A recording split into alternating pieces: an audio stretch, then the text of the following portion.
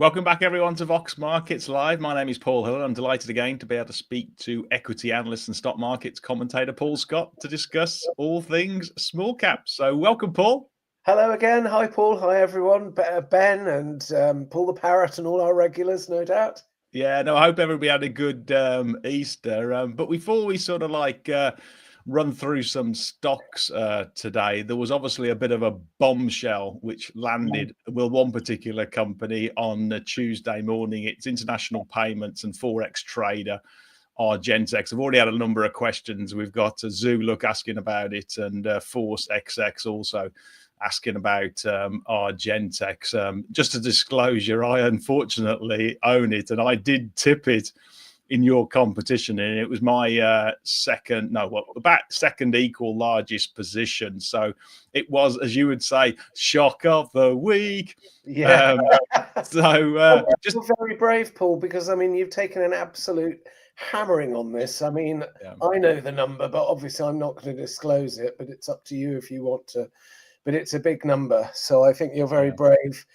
You know, being prepared to talk about it openly and honestly so soon. And we don't know the outcome yet, do we? But no, we don't. You tell us your perspective on it. Yeah, I mean, basically, just to back as sort of context to it. It had been a new management team about 18 months ago. What it effectively does for corporates and largely with traders and fund managers, it allows them to buy foreign exchange for maybe for commercial purposes, but also for some speculation, etc. Anyway, they came out with an announcement on Tuesday morning, straight after the Easter holiday, and they basically said that they've got a liquidity crunch. They didn't mention profits at all, just a liquidity crunch. And what it seems to be, they didn't say exactly what was behind it, but because they effectively sell or put effectively derivatives contracts, forwards and futures for the forex for their customers. Now, some of those, I believe, are not. They don't have the legal right to actually call in the margin when those positions go against their clients. However, when they then offset that and lay that particular contract off to their counterparties, which are the banks, the likes of Citibank and Barclays, they are asked to put margin at that particular point when the contract starts going against them. So I think what's happened here, it's a schoolboy error by the management team, sort of gross stupidity, I believe. They have done everything right. I mean, they came out with full year results as of the 2nd of April, and everything was moving in the right direction, still going through a turnaround.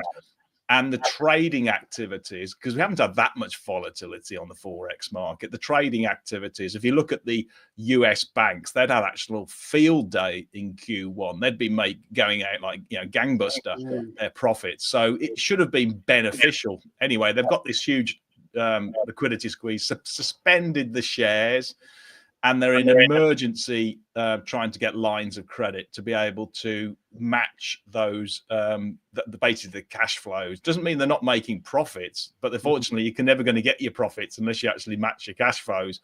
So they've got a couple of interested parties. I've already written it off to zero because the longer this lasts, the more I suspect the regulator's going to push it into an emergency sort of like sell at £1 the equity. However, nobody knows, but it's one of those. The reason I want to discuss it, or I know a lot of people discuss it, is sort of like what you do, and I don't know what you have any thoughts on the situation. If you can add anything on Argentex, but also how you would respond to that type of situation where you get a lightning bolt on a big position that you've been really sort of committed to, which I had. Well, there's nothing you can do, is there? Because it was immediately suspended. You know, there was no warning of any kind. This is a truly, I think they call it a black swan event, don't they? It just came out the blue. I mean, marrying up your margin on the contracts you take and the contracts you issue is just basic risk management. This is why you never would have thought of this as a risk, because it's just the bread and butter management of, they call themselves, what was it, experts in currency risk management at the top of the RNS, telling us that they've blown the business up. I mean, it's just unbelievable. So some people were posting comments, so taking our names in vain, I saw on ADVFN, because that's what they do, isn't it? Just an ad hominem attack, But I don't think anyone saw this coming. How could you? Not even management saw it coming. They were buying shares heavily over the last 3 weeks. So it was clearly just a basic risk that and I think broader in this sector as a whole, it's totally put me off any sort of. I don't think I'm going to touch any sort of money moving or money transfer in businesses ever again, because they can, as we've seen, they can blow up the business in one day. Yeah, no, you're right. I mean, the thing was, I'd actually thought about sort of like, margins and stress checking ages ago, so like 2 or 3 years ago, but put it to such a low probability, certainly less than 5%, that it was going to cause a problem, because they'd got through the Liz Truss moment when sterling dropped 20 to 25%. They'd also got through COVID and Brexit. And also remember the Swiss National Bank? They basically stopped being pegged to the euro about, 10 years ago. So on that basis, I thought, okay, these guys know what they're doing, and there is always a risk, but there shouldn't be a major problem. And then just to basically move a small amount of the currency to cause them so much problem. And what it says to me, looking in, is that they're not, I know they're not daft people, but frankly, they just did not manage that risk, that liquidity issue. And frankly, it would have happened any time. I mean, it was just a ticking bomb. It was just waiting for this thing to happen. I'm absolutely flabbergasted. I really am. And I apologize to anybody who followed me in, albeit I always said that it was high risk. And, I ate my own cooking, but I mean, it's absolutely knocked me for 6 in terms of the last 2 or 3 days. It comes down to what you're going to do going forward. And as I say, I've written it off mentally to 0, and that's a really big hit. I've never had anything of this note ever, of this size, over my 30 years. It's the most painful one-off hit I've had. But I am going to change my investment behavior and my portfolio going forward. I'm going to basically buy a few more fixed income products with the cash that I get from equals. So I'm going to basically make sure that I have liquidity. I mean, just think about it. If I'd have actually bought those shares, a big chunk on margin, just think what that would have done to me. I would have been, just take me home, take me and my family home to the cleaners. I mean, the house would have gone and all that kind of stuff. So it just highlights, if you're going to go big and heavy, and it was 10% position, if you're going big and heavy in something and it goes pear-shaped, you've got to be able to walk away. You've got to make sure you can walk away. I've never, as I say, I've never wished this on anybody, but it's been a real eye-opener to me after 30 years, and really, really painful. It's been struggling to sleep. Well, I'm not surprised. And I mean, there is still some hope, though. I think you're right to just assume it'll be a 0. But I've been following. I just checked before we came on air to see if there'd been any more announcements on Argentex, because I think they'll need to probably get this resolved today or tomorrow, won't they? Realistically, I think, as you say, because of the regulatory pressure. And the IFX was the main party that Argentex want to speak to about a rescue bid, isn't it? And a bridging loan. But then Lumon popped up, which I believe is something to do with Pollen Street. Yes. Isn't it? So quite credible. They popped up yesterday morning at 10:30 with an RNS going to the market saying, we're surprised they've ruled us out, because look, we've actually got a credible offer available. So you potentially got 2 parties. Whether they've management have got enough time to negotiate the best deal, I don't know. But there could be a solvent outcome here, couldn't there? You never know. I must admit, your approach is spot on there, Paul, because you've got to be optimistic, and I've never known a happy or a rich pessimist ever long term. You've got to be, in our game, you've got to be optimistic. Yes, and absolutely. And for the people on the bulletin boards, only a couple of them who are slagging us off, calling us a couple of numpties who keep buying shares that collapse. I think Yeah. the key point is that it's, yes, that does happen occasionally, but it's a 60-40 game of averages, isn't it? And Yeah. over the long term, you've been highly successful. You've got superb compound annual return rates. This has just been, sadly, a big knock, but in a successful overall long-term career, very successful. So I think it is important to, and we did get a bit of a bounce on Treat. That's bounced 20-odd% from last week. So they don't all go wrong by any means. We'll wait and see. You've had shocking luck though the last 2 or 3 weeks, Paul. Oh no, yeah, no, my portfolio. I'm never going to enter any stock picking competition ever again. I've done it. I've done it last year for the first time, and that's first and last. Over and done. Never again. I always do really badly in competitions as well. I mean, the way I look at it is, in an average year, I can usually make 10 to 20%, and you'll get the odd year where it's a lot more, and the odd year when it's a lot less. And that's just how it pans out over the long term for me. Yeah, good. Okay, let's move on to some stocks and some questions. We've got Ben Sharman asking about, came out with results this morning, rail tech provider Tracsis, that came out with a profit warning, but actually the shares, they've been sold off a lot, were actually pretty much flat, which is quite an encouraging response. I don't know if you had a look at these ones at all, Paul. I briefly looked at it, but I haven't gone into the detail that much. But funnily enough, when we were talking about this the last couple of times, we've said, look, we think there's probably a profit warning coming up from July 25 year end, so we did anticipate this, but we both agreed, I think, previously that it's in the price already and the market's expecting it. Sure enough, we got the news today. I think it was quite soft H1 numbers, wasn't it, today? Yeah. Profit was down 20-30% ish, something like that. But the outlook comments revised down the full year guidance. But I actually thought it was, if anything, slightly better than what we'd feared. They gave some quite good reasons, Tracsis did, for why they think the H2 performance will be better. I think there's still some overhang from the delays in the rail procurement process, I think they mentioned. But overall, given what the share price had done, I was actually quite pleased with how the market responded to this. So I don't currently hold. I'd like to buy, but as usual, there isn't any spare margin available. So I've got a buying list as long as my arm. But yeah, I thought not too bad, I thought, overall. So yeah, your view? I mean, just again, disclosure, I hold these. It's probably about 4 or 5% in my portfolio. Yeah. And I thought, actually, given they've got this perfect storm going off, worst conditions possible. They've got contract delays because of CP7 in the UK. They've also got Great British Railway, basically that being formed, which is impacting decisions from the train operators, the franchises. Plus, it's got all the tariff things, which is upsetting purchasing orders out in the States for like the infrastructures and the railroads there. I mean, you couldn't get worse conditions, but actually they're pretty resilient because they've got good high margin recurring revenue streams in that software, which is regulated, mission critical stuff.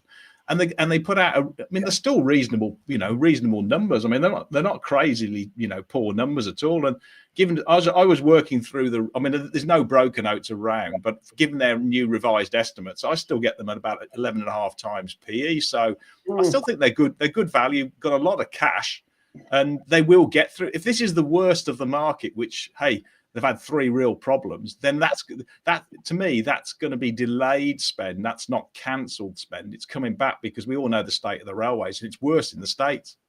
Yeah, no, that all sounds sensible to me. I agree. It's a nice, decent quality business. The main part of it is the rail software business. I'm not so keen on some of the other bits and bobs like the traffic counting side of things, but even that had a glitch because of something to do with one of the major airports. Paused a contract for some external reason. So yeah, no, I think Tracsis is very good one to have on the watch list. Taking a medium-term view, I think it's a really nice business. Yeah. The one company that had a bit of a bombshell this morning, I don't know whether you looked at it, was language translation / patent translation company RWS. They came out with a profit warning. Shares are currently down 40%. And I think a lot of it's been hit because of the the patent translation part, the medical side, and the regulated industry, that's been upset because of all the stuff in the States. It appears to be. I don't know what your take on is. Is this basically you don't want to try and catch a falling knife, but it's ultra cheap in historical terms, anyway?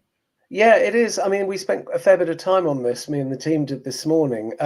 It's now down about 90% from the peak about 4 years ago. Absolutely extraordinary. And yet, if you look at it, I mean, this is still a substantial business that did something like 700 or 800 million revenues last year and made about 100 million profit, generates tons of cash. There's hardly any debt, negligible debt. It just spews out dividends. If you look at the dividend chart, it's just going up and up and up. And you compare that with the opposite direction share price going down. There comes a point where this thing's an insanely cheap bargain. So that's the bull argument. The bear argument is that AI is going to kill it, maybe even completely, as AI gets better and better and better over time. And everyone who gets sucked into it is just buying a value trap. So I honestly can't make up my mind which it is, I have to say, but I'm leaning towards dipping my toe in just with a small purchase, because it's even on the reduced forecast, the PE is 5. It's got no debt, still a substantially profitable business. They tried to pass off the profit miss as being kind of one-off non-trading items, but I think the market has chosen to disbelieve that at the moment. But they will have been affected by Forex. I mean, that was one of the things that is outside their control and has been part of the reason. So I've got to say, thankfully, I've resisted the value charms of RWS to date, but it is getting really tempting to pick up some of it. Yeah, I was encouraged actually, because they did talk quite positively about the AI benefits with the training those AI models, which was good. And some other AI services they've introduced. The problem they have is that the majority of their business is susceptible to very good translation, on just AI. And I think a lot of their lower added value business is going to get sort of taken by it. So it'd be one I would personally. I don't think it's going to get a massive following until it turns, and I wouldn't be jumping in, but it is extremely cheap. There's no doubt about it. Yeah, interesting. These you just don't know, do you? What could be poised for a massive rebound, or what is just a value trap in terminal decline? It's easy to be wise after the event, but at the moment, the market is telling us this thing's more or less finished. Yeah, you're right. Okay, it's still going to make about 70 million quid profit. Yeah, no, absolutely, yeah. And it's still got a decent balance sheet as well. So it's only got a bit of debt. It's been buying back shares, but hey ho, not one for the faint-hearted, one for the brave. Okay, we've got another one which reported had a profit warning today. We had Somero Enterprises, the sort of screeing business out in the States, and that's sort of being impacted again by the macro uncertainty that's leading to business decisions being delayed for things like commercial property, for warehouses, and for other applications that need really sort of flat, sort of like, ground and construction and stuff. Shares are down 18%. So another big hit. I don't know how you look at this one. Another falling knife, or how do you see it? No, I like this one. I mean, I've followed Somero for many years, so almost since it listed, I think, back on AIM in 2006. It's an almost entirely US-based business. So there are a number of potential positives. So yeah, it's reduced guidance, gives crystal clear guidance. It's reduced its guidance for 2025 by about 15%. No, 18%, I think. Cavendish have published a note crunching those figures. It's cut, I think, from memory, I think it was 15% of its workforce, which is a pretty savage cut, isn't it? Obviously awful for the people, but it does have that flexibility to resize its cost base quickly. And we've been here before many times with Somero. It's very leveraged to overall economic activity, because it makes these quite expensive capital items, premium items. I think they can cost up to sort of $250,000 each. And obviously the flooring contractors only order a new one when they need one and when they've got the project lined up ready to go. Reshoring in America could well stimulate demand, because you could see obviously a demand for major factories to be built in America. I'm not convinced that's necessarily going to happen on any huge scale, but Americans don't want to sit on a production line assembling toys or electronics, do they? It's just makes sense to import them cheap. So the reshoring, it also specifically mentioned interest rates. It said that is the main driver of their profit miss. So if you do get reductions in US interest rates, which again is dependent on government policy, isn't it? If they trigger higher inflation, it may not happen, blah, blah, blah. So I think on balance, though, it works out that on the new revised forecast, Somero is currently at today's live price on a PE of 9 times. Now, that is probably in a fairly cyclically subdued year. So, and we've seen all this stuff with Somero lots of times before. It's the first canary in the mine, really, when the US economy slows. Somero's out with reduced guidance. And we know it always bounces back. And you're getting about a nearly 7% dividend yield in the meantime. It's got plenty of net cash. It maintains a substantial net cash amount. And you've got nice leveraged upside.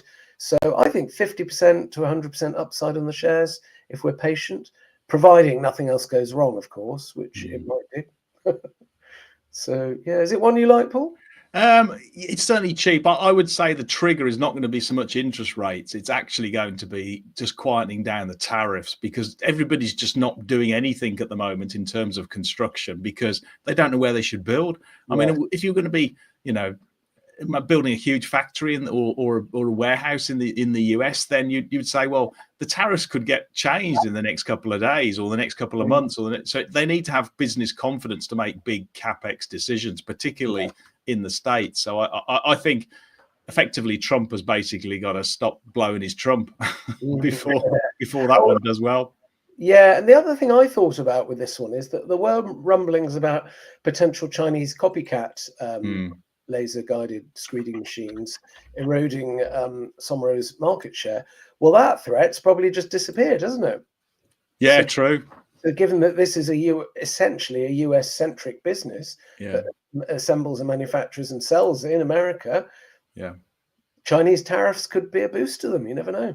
Yeah, that was actually a question by somebody who's asking about, who was it? NA. He was asking about which companies might benefit from China trade into the US, which is collapsing.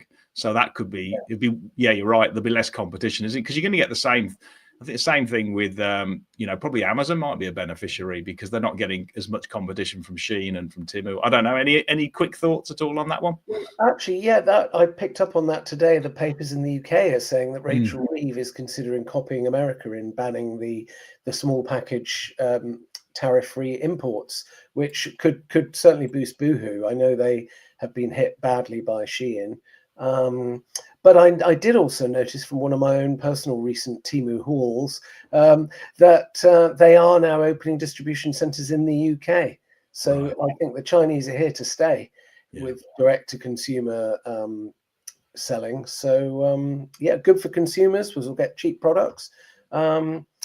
Tough maybe for some weaker UK retailers. I don't know. Yeah.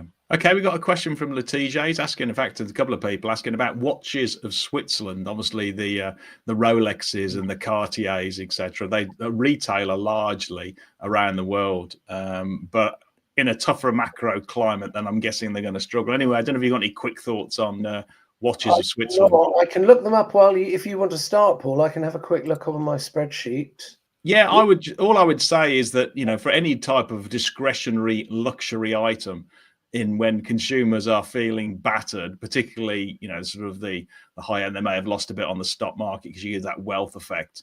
Then I would say it's going to struggle a bit. And if they've got a big market in the US, then those watches are going to be imported from Europe, probably from Switzerland, and on that basis, they're going to face huge tariffs. So it wouldn't be something I would rush into. I know they probably sell quite a lot of second-hand stuff, and those prices locally might well go up. But that'll probably help the pawnbrokers rather than the retailers. So I don't know. I'd have to think about a positive investment case, but I could only really see stuff that get headwinds whilst this level of macro uncertainty is around.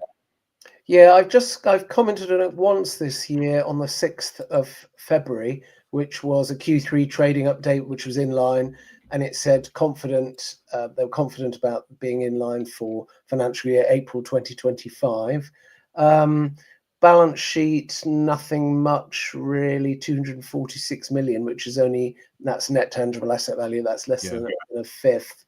P of 12, no divvies. So yeah, I just concluded amber on it. Really don't know. Doesn't really interest me though. Yeah, they're cheap. They're 8 times PE if you believe the E. If you believe the E, that is really. Okay. Maybe it's come down in price, but I looked at it when it was what was it? Oh, it doesn't say, but it doesn't matter anyway. So no strong view either way for me. And if I'm an anecdote and what I've just been through, my watch cost me £5.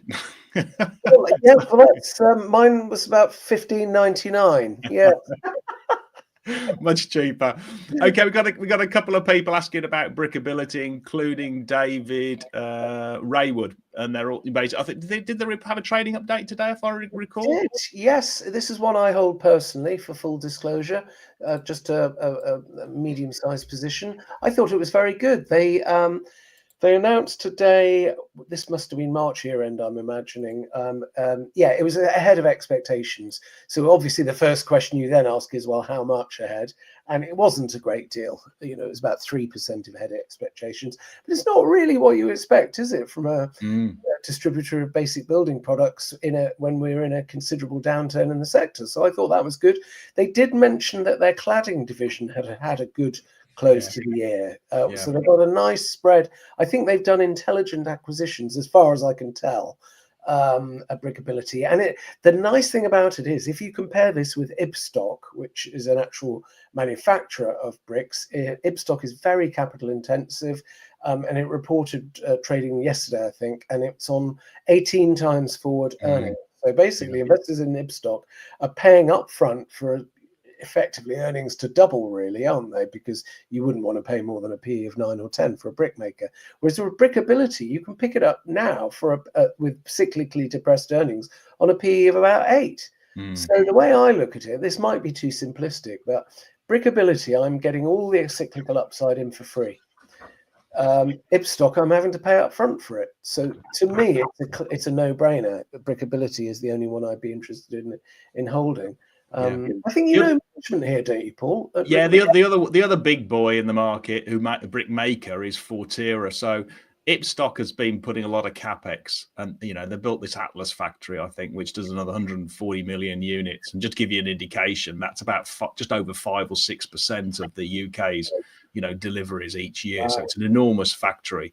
And Forterra have also been adding to capacity at a number of facilities. They both got quite a bit of debt. So 18 times actually is not only high on a PE, actually. It's about 8 times EBITDA for Forterra. And what I was looking at for Ibstock, I think it's probably on about the same. Yeah, at 9 times. Now, I don't know what Brickability is on, because these things are usually, done on an EBITDA multiple. But the one I would go for and do own is actually Michelmersh, because that trade, it's got a solid balance sheet, trades at 10 times PE and a 5.4 times EBITDA. And the comment that you made about the cladding, the common theme between Brickability and Michelmersh is what's his name, Frank Hanna, the CEO, because he went from Michelmersh to Brickability, and he did the cladding business he developed it at Michelmersh. So they have that facility as well, which is going well. So personally, I've gone for Michelmersh out of all of them, but I can see the benefits of Brickability as well. It's a great management team anyway. Yeah, they came across well on a webinar, but that doesn't mean anything, does it? Yeah. But the only thing, my only slight reservation with Brickability was I thought they'd taken on a bit too much debt. They've done a real flurry of takeovers. But they seem to know what they're doing. But there was some, I can't remember the specifics, but there was something reassuring about debt in today's update from Brickability, which basically means, I'm much, much happier with Brickability. I think they went up 5 or 6% this morning. It's still dirt cheap, I think. So I'm very happy to be holding that one. Yeah, good. Okay, we've got a question from Paul the Parrot. He's asking about Paypoint.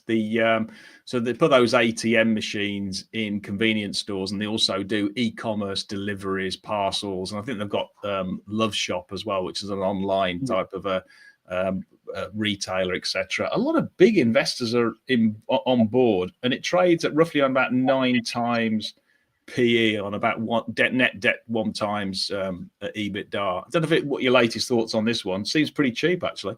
Yeah, we covered this one in yesterday's report. I think my colleague John reviewed this. It's it's all right. I mean, the core business is mature, arguably in decline. That's the electricity and gas meter yellow payment machines in the shop. It's bought these other bits and bobs, but nothing particularly exciting, I would suggest. Debt is all right. I mean, the balance sheet's weak. It's negative net tangible asset value, about 100 million net debt. But because it's such a cash generative business, it doesn't matter, basically, to carry a certain amount of debt. We took the view, we were green on it when it was cheap, when it was £5 a share. Then when it went up to about £8, £8.50 a share, we moved down to amber because we thought fully priced. Anyway, it's come about half the way back down again. So we've gone back up to amber red because we now think, well, actually, the value is a bit better. Main attraction is the 6% dividend yield. And that's a sustainable yield, I think. And of course, with interest rates, base rates in the UK, likely almost certain now to fall in several stages, stocks with 6% yields, are going to start to come under people's, people are going to notice them again, I think. When you get 5.25, maybe from some of these introductory offers or whatever, well, so I think, again, UK small caps, bit of a safe haven with no dollar exposure generally. You did a lot of big dividend payers, a lot of net cash. I think our little area is coming back into under the spotlight again, Paul. And funnily enough, Jupiter said something interesting today. Jupiter Asset Management said that they're seeing dollar assets being liquidated and investors reallocating to markets all over the world, Europe and the UK. So I think we've actually got, strangely enough, we've actually now got some nice positive tailwinds behind UK small caps. Not something we've been able to say for the last 3 years. And there's no sellers left, are there? Who's going to sell UK small caps now? After the horror story we've had over the last 3 years, there's only going to be buyers. Yeah. So I think we're actually in a really nice position, I've got to say. Well, they're definitely cheap, no doubt about it. I haven't got a massive appetite to buy anything at the moment. No. I need a glass of whiskey. In fact, I think Paul the Parrot suggesting I'll get the old Glenfiddich out or something like that. Yeah. Okay, we've got Rob. He's asking about Imprint. I don't know whether you own this one. I know you've talked about it positively in the past. I bought some yesterday. Yeah. Okay. I think this one, now shares have halved from the peak. And if you look at the long-term track record of for Imprint, it's fabulous. Yeah. Major multi-bagger over the long term. Really, it does marketing material, doesn't it, for corporates? Yes, pens and stuff, hats and stuff like that. It does, and it operates almost entirely in America. So obviously, that is a headwind now. And yes, the broker forecasts are being steadily reduced each month. So, but the market sold it down by half. That to me seems crazily overdone. I'm taking a kind of 2-year plus view with this. I've no idea what the short-term price will do, but I dipped my toe in with a small starter position yesterday, and if it keeps dropping, I'll keep adding to it. Very, very nice. I'm mystery shopping them as well. I've ordered 500 poorlypilot.substack pens, which I'm going to be giving out at investor shows near you. I might have to get my crackerjack pencil out as well. Yes, a long time ago. Worry about your Bic Biros running out when you're at Mellow, because I'll be able to help. So I'll let you know what the customer service and the product are like. Yeah, good. I mean, I think in terms of the macro environment, how much corporates decide to spend on marketing material it may be an essential. I don't know, but I guess we'll probably wait and see, won't we?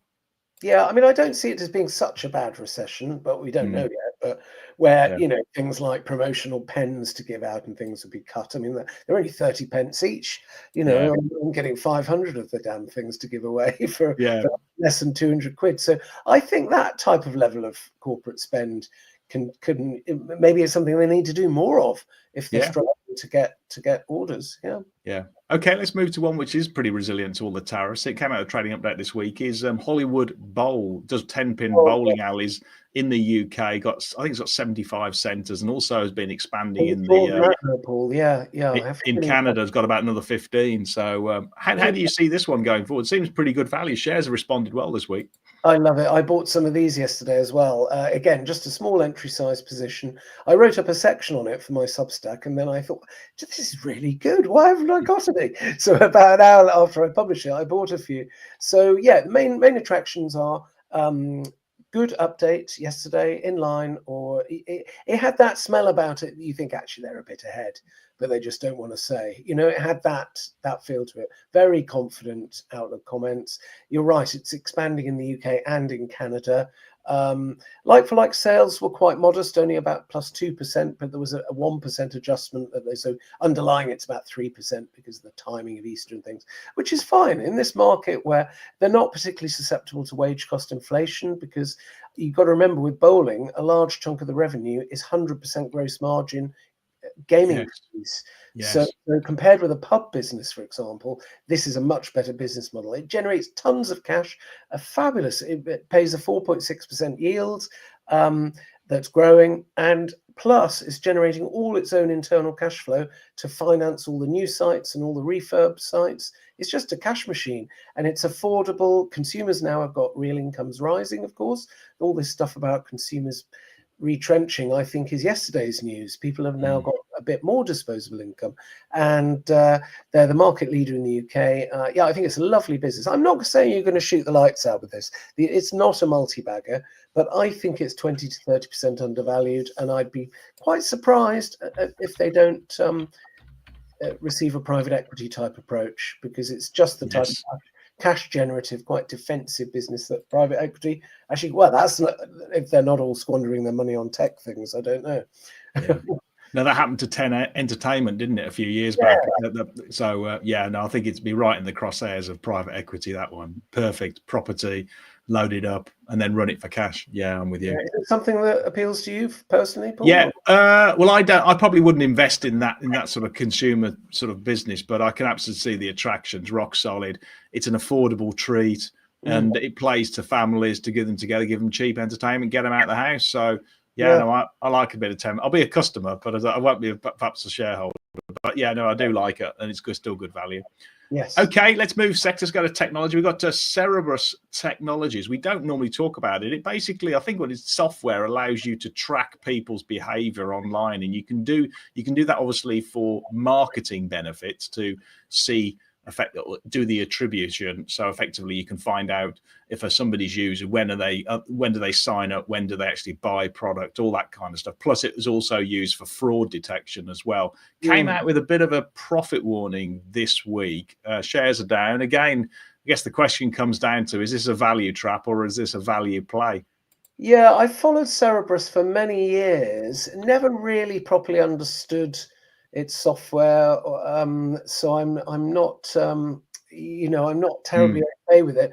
My colleague Dave, who wrote about this one this week, he's actually an IT professional in a former life, so he tends to do the IT stuff, and he said there might be some sort of regulatory type question mark over something that's seemingly tracking people's use of websites. How does that sit with the fact that cookies have been abolished, or I don't know. He just raised a question on it. We're not making a judgment on that, which I thought was quite interesting. It does have plenty of cash. It's always had a nice cash pile. It's always profitable, so it's a good business, I think. Never quite seems to generate the growth, does it? Yeah. It's sort of almost there, and you think, oh, this thing could be a multi-bagger, and it just seems to stumble to get the growth going. So what are your thoughts, Paul? Because, the technologies is good. They make 22% EBIT margin, so they've obviously got good operating scale there, and it is something. It's something that businesses want. I think they sell through a partner type of model, largely out into the US. I guess the hard bit to understand is what the competition's like. I mean, clearly Google and Facebook and all the others are all over this in terms of trying to understand people's behavior. But it might well be that also, you don't want you know, you want to mark your own sort of homework. You don't want to mark your own homework. So these kind of guys could benefit by corporates deciding they want somebody else to give them the performance stats and how best to convert things rather than Google and Facebook. So I think, you know, I'd have to look at a particular customer sort of indication, but it's certainly come down a lot. And it trades about 13.5 times PE with a big chunk of cash, actually. Yeah, it does look good value. I've just found it now. This was Tuesday. That one made a statement. Yeah, it does look interesting at this level, doesn't it? So I think that's definitely one people should have a look at and come back to us and tell us if it's any good. Yeah. Just like flinging ideas at people, and they've got to do the detailed work. Yeah. We marked it amber. Dave looked at it. Undemanding valuation, uncertain outlook, he said. Yeah, and it's got $31 million of net cash. So that's a lot for a company valued at 83 million sterling, isn't it? Yeah. Revenues were behind, but PBT slightly ahead. That's strange, isn't it? Oh, I remember now. It was the accounting policy changes. I think it was that more than the trading update that spooked people. But they say it's going to smooth out the seasonality. So I don't know. Yeah, I think potentially interesting. So have a look at it and let us know. Yeah. Another software company that reported today is a company called Activeops. Just to disclose, I own the shares. They basically do software that allows big financial institutions and insurance companies, plus also sort of business process outsourcers, to manage their headcount on a hybrid workforce rather than just in offices and maximize the sort of efficiency. What was really impressive today was that they actually have won a shed load of new contracts and beat on the top line expectations, and they beat on cash. They were in line with EBITDA. They're just moving into sort of profitability, but they generated mid-teens organic growth, and their ARR their recurring revenue streams are about 90% of the total and about 85% gross margins. So they're clearly doing something well. The shares have been sold off of late, and I estimate they're on about at 94p. They're on about 1.5 times EV sales, which actually is pretty reasonable for a software company. I don't know if you had a look at this one, Paul. Not this year. No, I looked at it 3 times last year. I concluded in April last year, so yeah, a year ago, that it was too expensive. But I don't know. Has it come down in the last year? Yeah, it did. Sorry, yeah, no, it's come down considerably. I mean, it's gone down from about 140 to 94p, and it's shot up by 11% so far today. Oh, maybe I'll take a fresh look at that. That slipped through the net today. I haven't been able to deal with everything today.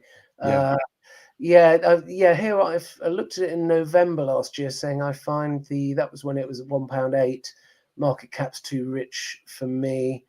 Modest profit, about £1 million a year. Growth isn't rapid enough. So, but that's dated now. That was 5-6 months ago. So, yeah, I'll happily take a fresh look at it, and maybe we could talk about it again if it ticks my boxes.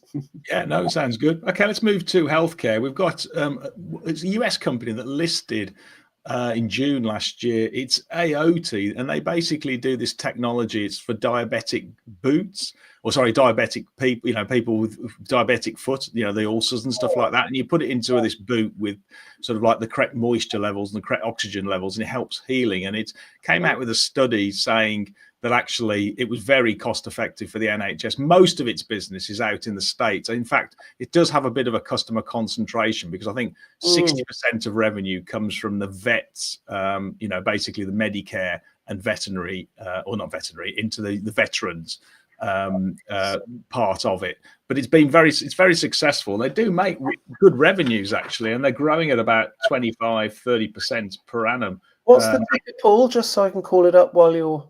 It's AOTI. AOTI. Ticker as well, or the company name? Yeah, it's the same. It's the same actually. Oh, is it? Oh, yes, I found it here. Oh, crumbs! I've only looked at it once in September last year. Oh, okay.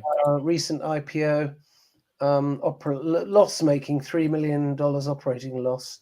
Outlook in line. So I've got nothing more current than that. Do you know what its current trading is like? Yeah, it's good. I mean, they're growing at about 30% per annum. They're doing really well. I mean, look, the one thing, the risks to me are it's very much heavily just with the Vets Association out in the Veterans Association out in the States, and they're trying to remove that diversification. But given they're basically a medical devices firm, they'll make good gross margins, and they're actually projected to be profitable.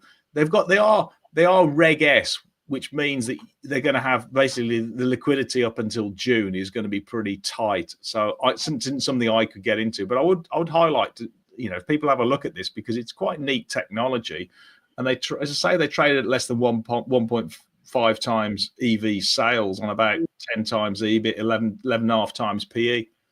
Yeah, I do. I've just found that I did comment on it briefly on the 12th of February, put out a trading update for December 24. I don't think those results have come out yet. They might have done. But anyway, it sounded upbeat, but they did say the EBITDA margin was lower than guidance. So it's kind of mild profit warning maybe. And I just made a note that it used the cash raised at the IPO to repay debt. I'm not terribly keen. I basically concluded in February I need more information on it to judge it. So I haven't put a rating on that. Okay, good. We've got Darton Trading asking about next 15. He says the PE is about 4 or something. Dividend yield is 6. Yeah, no, I just was going to say with that vets thing, I had visions of cats waddling around. Yeah, sorry about that. Yeah, veterans. Next 15 it's again one of these things just keeps going down. I mean, it looks insanely cheap, but it has got a really, really weak balance sheet.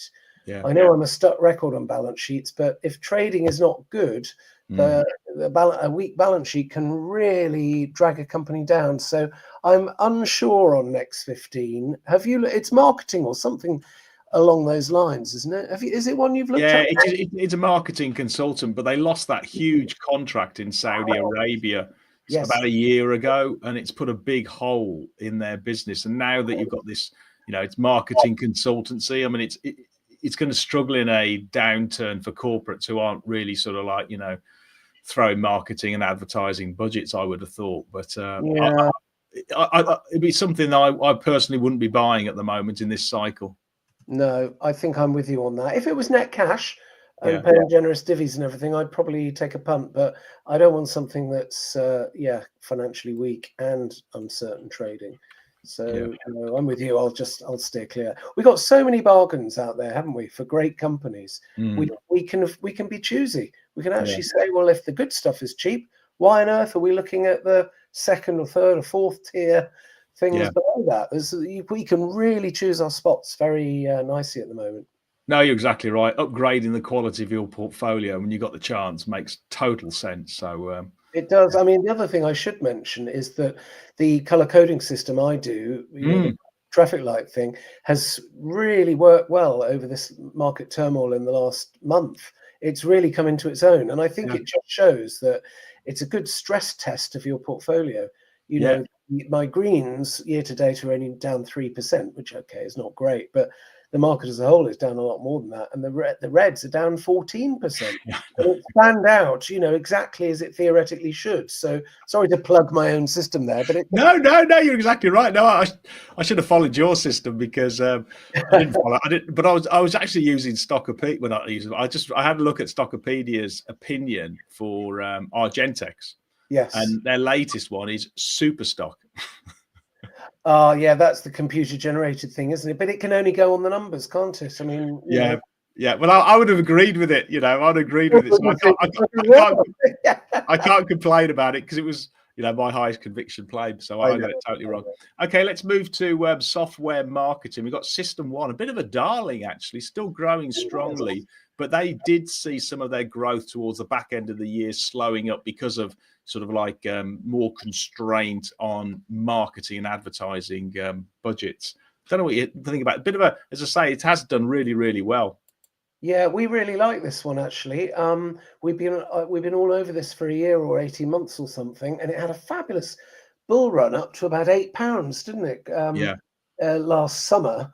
But it's given back almost half of that now on I think it was a sort of slightly cautious outlook a day or two from them, which I mean good figures came out. It's got a lovely balance sheet with net cash as well, owner managed, which we love.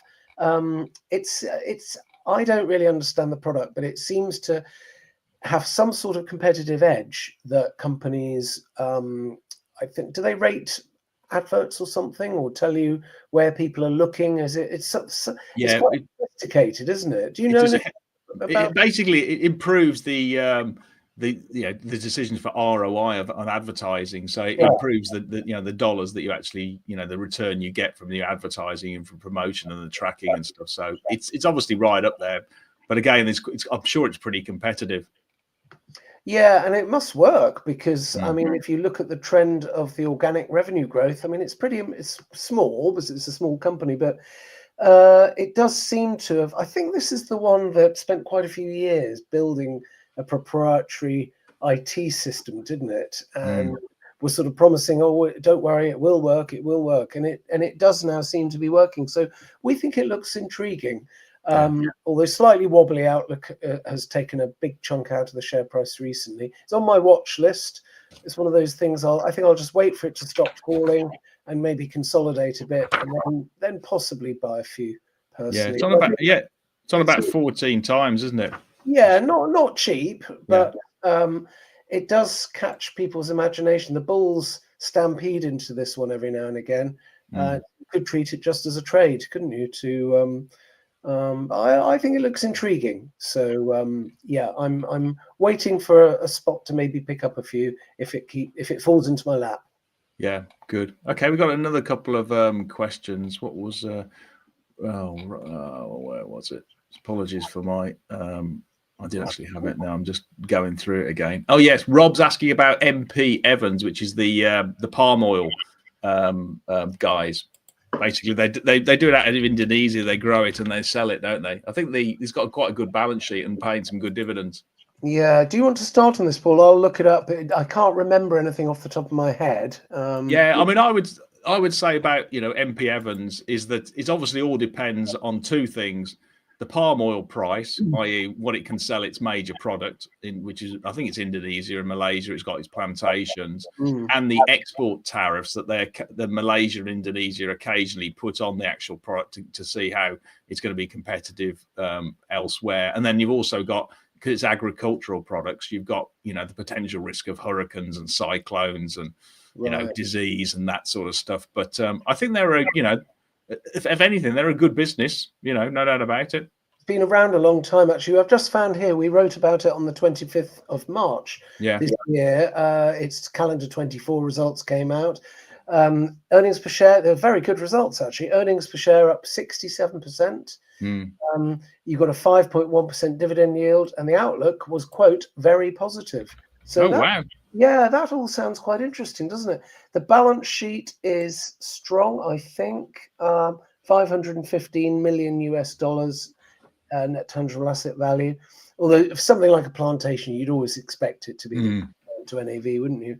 We were amber green on it, so we're positive. I wouldn't normally buy smaller caps that have operations overseas, but if they're dividend paying and they've been around for a while on the UK market, then that's a threshold where I would potentially invest. So I've just said here, good results, but liable to changes in the palm oil price. That's the thing you get, isn't it, with any kind of type of agricultural business? Yeah, right. It looks quite interesting. Yeah.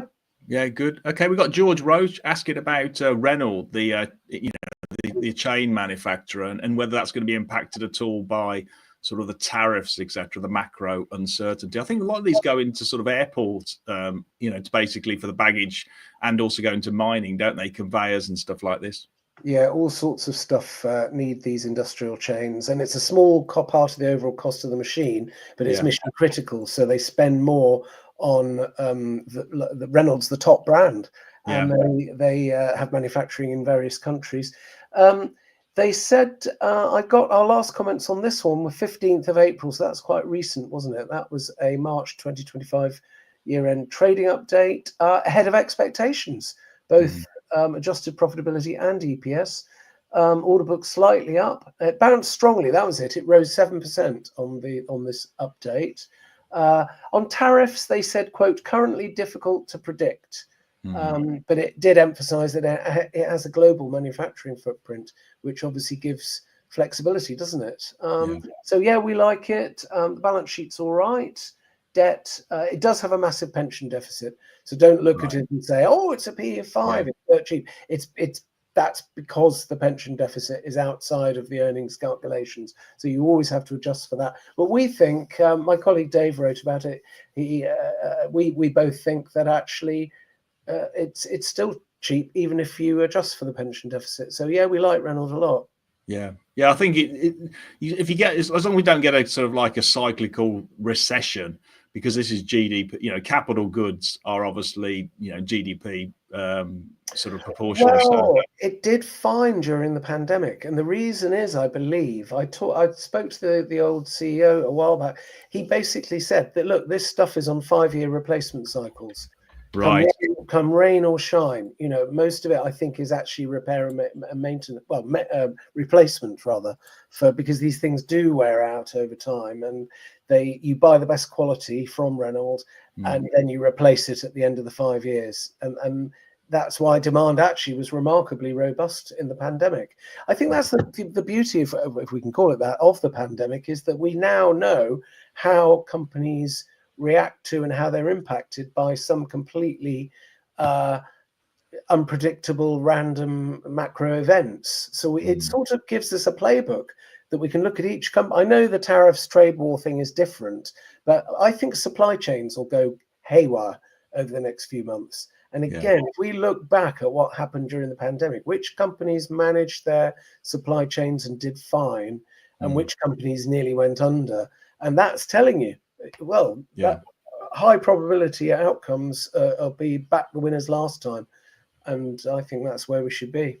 The one big difference between sort of tariffs and certainly now than the pandemic, I mean, it just is interest rates and the amount of liquidity that the central banks just threw in, and the amount of stimulus that the governments just threw at them to allow everybody to work at home and do all kinds. I mean, it was just trillions and trillions. They just basically threw kerosene on on the fire, didn't they? It was just like huge amounts. But, you're absolutely right. It's not directly comparable, but I was thinking more in terms of supply chain disruption. Some companies just seem to cope absolutely fine. Others went haywire. So another one which came out in the sort of industrial sector is structural steel maker Severfield, and the shares are up surprised 23% today. What was your take on it? Yeah, I did a report on this morning. I think it was reassuring. Basically, today's news, and they were quite good. They detailed all the issues, like the remediation of these bridges contract that went badly wrong. They're going to get some sort of insurance payout for that from their indemnity insurance, but they don't say how much. They say they've got enough liquidity, but they didn't mention banking covenants, so there was a gap there. I think if you take a bullish view on it, you could say, well, at least things haven't got any worse. But I take the view there's still a lot of uncertainty, and the broker does say that there's a gap in the order book. There are no anchor projects, I think they called them, in the order book. So earnings are expected to decline again in March 2026. So this thing's absolutely not out of the woods. And does it feel the right time to be buying into structural steel? Yeah, it doesn't to me. No, so, it looks like a relief. It looks like a relief rally to me. It was oversold. People were going in it short, and they came out with reassuring statements, and therefore it's popped. Yeah, totally agree. That's how I'd characterize it as well. Good luck to people who are having a punt on it, though. But I would treat, at this stage, I would treat it more as a trade rather than bank your profits. I would suggest, if you get a nice big rebound, and then you can always wait and see. So for me, I'm not going to dive into things. We catch enough falling knives as it is. Or me just get a bomb, a bolt of lightning. Okay, let's move to another one. A bit of a stalwart of the AIM. One of the bigger companies reported today, also a trading update, was GB Group. They do software for ID theft or basically to identify it, and also location.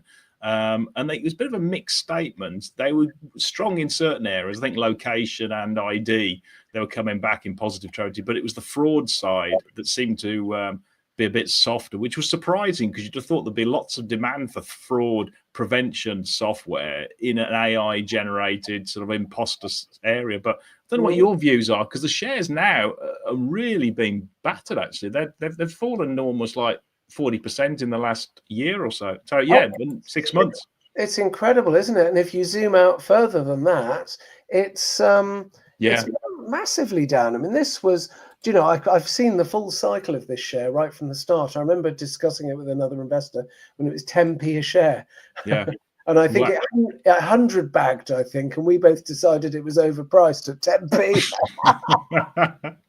Just shows, doesn't it? Well, anyway, fun. And you mentioned this one actually a few months ago, didn't you? Yes. Maybe last year. I think you bought into some. I wasn't keen on it. Well, I changed my position on it now. I think it's fallen so much. This is actually starting to look like a value share. Yeah. It's on a PE now of about 13, and it's paid down. It's paid down a lot of the debt, because that was my other concern about the balance sheet. That's now gets a tick. I think the balance sheet looks fine now. Yeah, I think it's good. I was scratching around looking for some spare cash under the cushions and things to buy a few today. Actually, I think it's a potential buy. Yeah. So, do you still hold yours? I like it. No, I don't. I sold it some time ago, but I like it. The one question I would have is that I'm surprised it's not doing better on top line growth, given the backdrop of AI and people impersonating others online. You'd have thought there'd be a lot of ID theft. I mean, they use this technology a lot for sort of like new clients, new customers who want to sign up to the challenger banks like Revolut and Wise and Monzo. And this is the standard check they do. The know your customer type of check within half an hour. So you'd thought they'd do a lot. There'd be a lot of demand for this, and I'm sure there is. It smells to me pricing is probably, because I think the volume would be. It smells to me pricing is under attack, but I don't know. I'd have to speak to the CEO. Why the growth isn't as strong as I would have hoped it to be. I mean, do you know what the competitive landscape is with GB Group? This other companies doing it. Yeah, they're one of 4 big providers. The other ones being the American credit checkers out. There's the 3 big American credit checkers out in the States, and then they're the 4th. So you can't just rock up. It's a bit of an oligopoly, which is why I was a bit surprised. The pricing is. I mean, if that's right, it could be totally false. I don't know, but I would have thought they'd be making hay in this environment. But I was just surprised it wasn't quite as stronger than I thought. Yeah, one of my team, Dave, he's our IT guy. He wrote about this one today, and he picked up on something. Oh God, I've just gone blank. When you're just saying something and it vanishes. Yeah. Yeah, I get it lots of times. It'll come back to me. Okay, right. Let's move to the last one. We've got Warpaint, the cosmetics guys, and they've now concluded the acquisition of Brand Architect. They haven't reported since that, and it's just really, I guess the question is are these guys going to be impacted by sort of the tariff impact and also sort of the uncertainty in a very sort of large and competitive cosmetics world? I think somebody, one of the readers might have actually looked up the number, and I think it's only about 10 or 11% of their business is selling into, and they do have all the makeup, the cosmetics made in China. So I think, I'm not sure if the company has actually told us yet anything about tariffs. But I would imagine it's likely to have some impact on their US sales. But if you look at how much the share price has come down, although, I mean, forward PE, I've got 15.5 times, 3% yield, good balance sheet at Warpaint. I mean, we've always liked it a lot, but maybe the shares ran a bit ahead of themselves in 2024. But they've given back an awful lot that I can understand why people are sort of reassessing it and having another look. It is a nice owner managed business that's got a very good track record. So I think it looks interesting. Is it what you follow, Paul? Yeah, it is. I would wait until the next trading update or the results to see how that integration's going and what they plan to do with the Brand Architect products, and just because a lot of the future growth is going to come from the States. And I know it's softening off in terms of the competition, because you've got Ultra Beauty and you've had Elf Beauty both putting profit warnings out in the States. I know it's only 11%. And then in the UK, I know Revolution Beauty is still struggling like anything to get volume growth. So they're one of the winners, and they've obviously got a very good brand and an excellent management team. But I would personally just see what they say in the next trading update before jumping in myself. Yeah, and I mean, it'll be interesting to find out from more companies generally as this situation develops over tariffs, is how difficult or easy is it to relocate production? Because if you're somebody like Warpaint, you're not making anything yourself. It's all made out of contract manufacturing companies, which I would imagine could be anywhere in the world. Yeah. So I think for some of these relatively simple products where they're just formulations of bog standard chemicals and fragrances and colorings and things, you could probably switch production in fairly easily to somewhere low wage, maybe India, Vietnam. So of all the, what I wouldn't want to be holding is a company that makes large complex products that they sell into America where it could take years to change the whereas with this, it's probably one of the easier ones to adapt the supply chain, and certainly fashion companies as well. It's dead. I mean, I used to be an FD in the fashion sector. We didn't even know what country the gear was made in, because no, we didn't. Because you'd give the order to a British Asian company who'd farm it out to one of their cousins. It could be in Bangladesh. It could be anywhere in the world. You had no idea where the product was actually made. It's bizarre. So All right, brilliant. Well, we've reached the end of today, guys, and thanks very much for all your questions, and particularly the some kind comments that can see on the note on Argentex. So appreciate that, guys. Thanks again, Paul, and hopefully the markets are turning. It's just that obviously, everybody's just got to be prepared occasionally for a big black eye. Yes, I know. Well done, Paul. Again, I think you've really been very stoical over this. Very impressive. Yeah, well, I've taken it on the chin, and you've basically got to dust yourself off and move forward and try and sort of put it in perspective and change your behaviour, which I'll try and do. Okay, thanks again, guys. See you next time, same time, see you next week, same time. Thanks, everyone. Bye.